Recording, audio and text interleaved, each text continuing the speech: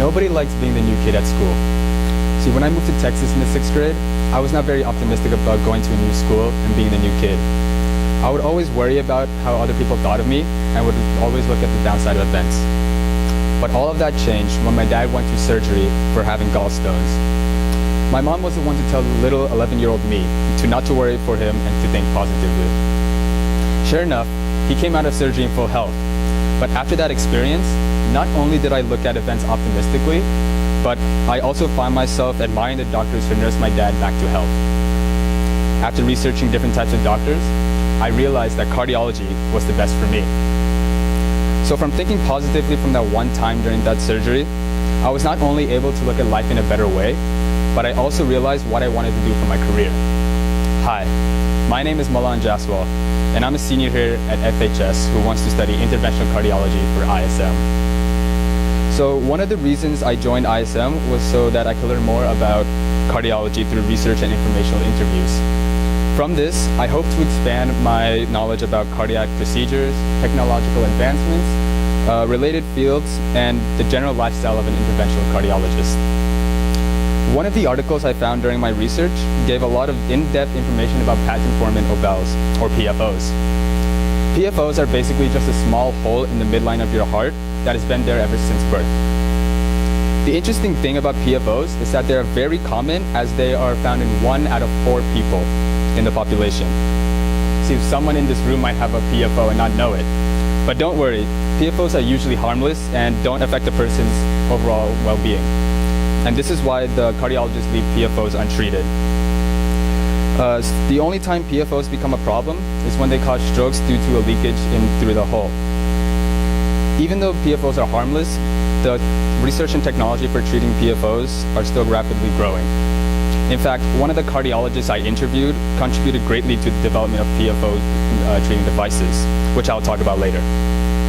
So speaking of developing technologies, I also researched about the laser atherectomy. Laser atherectomies are basically a more advanced version of the traditional atherectomy, but instead laser atherectomy uses lasers to treat blocked blood vessels instead of using sharp blades like a traditional atherectomy. I found this to be astonishing because it seemed like a more efficient way to treat blocked blood vessels. But this procedure does come with more risk than traditional methods, which is why it requires great skill from the cardiologist to perform, and why only certain patients are eligible to have the procedure done. Although laser atherectomies are less popular than traditional methods, it is still a great example of how developing technologies are still being produced and researched in this field. The last aspect of my research I would like to highlight is nuclear cardiology. See, as I continue through my ISM journey this year, one of the key things I have learned was to expand my research to fields related to interventional cardiology, because interventional cardiologists tend to do procedures in other related fields. Since most interventional cardiologists tend to do nuclear procedures, I have also researched this field as well. Nuclear cardiology is basically a form of cardiac imaging that helps picture the blood flow of the body as well as the heart's pumping action. This field is a good example of how different fields of medicine go hand in hand to achieve the common goal of curing patients. Of course, I still have a lot to explore about other related fields to interventional cardiology so that I can learn everything I can about this field. Outside of online research, I have also conducted multiple informational interviews with many cardiologists. My first interview was with Dr. Tulika Jain, who practices advanced cardiac imaging at Cardiology and Vascular Associates in Dallas. Since she is not an interventional cardiologist, I was able to learn more about other types of cardiology that are related to interventional cardiology. Just like as I explained before, she explained to me how nuclear cardiology functions, and it basically coincided with my research. However, the most important aspect I learned about nuclear cardiology was how nuclear cardiologists and interventional cardiologists can work together in order to achieve the common goal of curing patients. Dr. Jain explained to me how nuclear cardiologists would do the imaging and diagnostic part, while interventional cardiologists would do the treating and curing part. Not only did this interview teach me about another field of cardiology, but it also gave me a clear example of how teamwork is used in the medical field. My next interview was with Dr. Faisal Wahid, who is an interventional cardiologist at the Texas Institute of Cardiology. Since Dr. Wahid practices interventional cardiology, I was able to gain primary knowledge about my specific topic of study. One of the interesting facts I learned from Dr. Wahid is that interventional cardiologists are not limited to practicing only interventional cardiology. As I said before, interventional cardiologists can perform procedures in other fields that are related to interventional cardiology, and he more explained that to me during the interview. This showed me that I should specialize in more than one area of cardiology in the future, and I should broaden my research now so that I can effectively treat more people every day when I'm a cardiologist. My third interview was with Dr. Rakesh Patel, who is an interventional cardiologist at Heart Place, Plano. The main aspect of cardiology I learned from him was how a typical workday of a cardiologist looks like. Before, I was aware of the fact that cardiologists are extremely busy every day due to the number of last-minute patients and emergency calls they have. But this interview truly showed me the extent of the workload cardiologists have.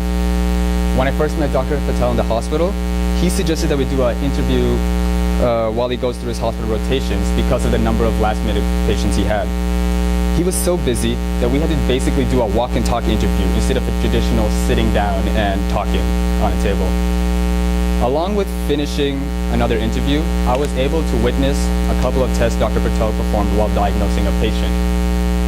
This interview truly gave me a real-life experience of the work style of cardiologists, which allows me to visualize myself in the future as a professional in this field.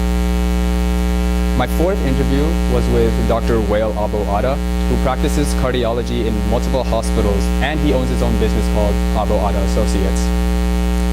From this interview, I gained more knowledge of patent-forming valves, and as I said before, this is the cardiologist who made a huge discovery in the research of patent-forming valve treating devices. Basically, what he did, he invented a device, patent pending, that would make closing PFOs more easy and efficient. Basically, this device sandwiches the midline of the heart to cause the hole to close in on itself. I found this to be absolutely fascinating, as this not only showed a primary example of improving medical technologies, but it also proved that doctors are looking into adverse effects of PFOs more in order to stop any future harm to patients. My next interview was with Dr. Gautam Reddy, who is an interventional cardiologist at Heart Place, Plano 2. From Dr. Reddy, I gained more in-depth information about common cardiac procedures, such as angioplasty and atherectomy. Angioplasties and atherectomies basically have the same common goal of removing plaque from blood vessels, but they accomplish this goal in different ways. Angioplasties basically use a balloon catheter to open up the blood vessel, while atherectomies, as I said before, uses a sharp blade to physically cut away the plaque. So basically, the main thing I learned from him was that angioplasty is the most basic procedure, and they are performed before atherectomies. And the results of the angioplasties is used to determine whether or not the patient needs an atherectomy. They perform an angioplasty first because an atherectomy has a greater risk of harming the patient. And I always thought that there was a minimal difference between these two procedures. But Dr. Reddy truly showed me when physicians would use each procedure in real-life situations.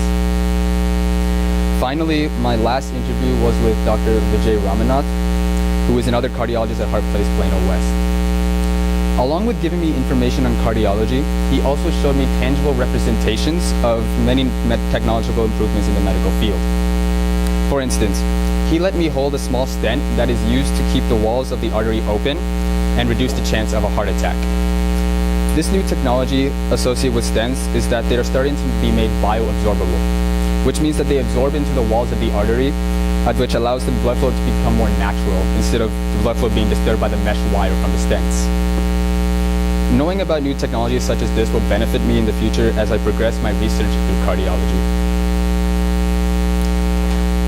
After conducting all of these informational interviews, I knew I had to start brainstorming ideas for my original work. In order to help as many people as possible around the world, I decided to build a website that would detail information about most cardiac procedures, as well as explain any potential effects that they may have on the patient and prevent or treat such effects. Obviously, I knew I would have to do a tremendous amount of research in order to gain as much information as I can about these cardiac procedures. To begin, I started looking for a good website builder to make my website. I decided to go with mywebsitebuilder.com because it offered a plethora of features and designs for zero cost, and it helped me design this website, as you can see here. After that, I had to figure out how I was going to display my information. I wanted to make sure that the information was easy to read because my target audience for this website is mainly cardiac patients looking for information about different procedures. Therefore, I decided to bullet point my information because I know that a bullet point is more easier to read than a traditional paragraph-like form. Next came the rigorous research part. But before I actually started this, I knew I had to decide which kind of procedures I would do. So I decided to do procedures related to interventional cardiology, of course, as well as advanced cardiac imaging and cardiac electrophysiology. And now for the research part. I spent a great deal amount of time going through over 50 websites looking for information for each of these procedures. Since I did not have a mentor at this time, I mainly used credible websites and my past informational interviews as sources of information. While the process of making my original work was very arduous, I am glad I made this website because it has the potential to benefit the community with detailed information regarding multiple cardiac procedures. A little bit after I completed my original work, I finally went on my first mentor visit. My mentor is Dr. Rakesh Patel, who again works at Heart Place Plano and does hospital rotations mainly at the Medical Center of Plano. He finished medical school at Baylor College of Medicine and went on to complete his residency at Columbia University. I wanted him to be my mentor because I knew he would be able to teach me the vital information about the process of becoming a cardiologist. And he would also give me good first-hand experience with cardiac procedures as well. In fact, on my very first mentor visit, I was able to observe a diagnostic procedure he was performing on a patient in the office, which is called a stress test.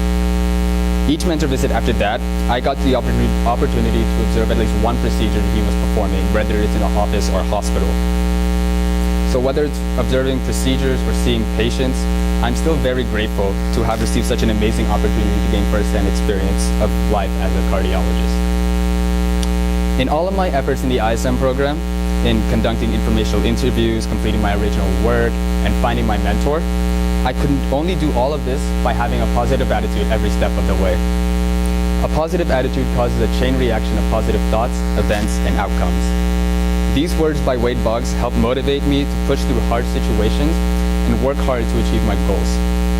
I hope that I can motivate other people in achieving their own goals and lead successful lives. Thank you.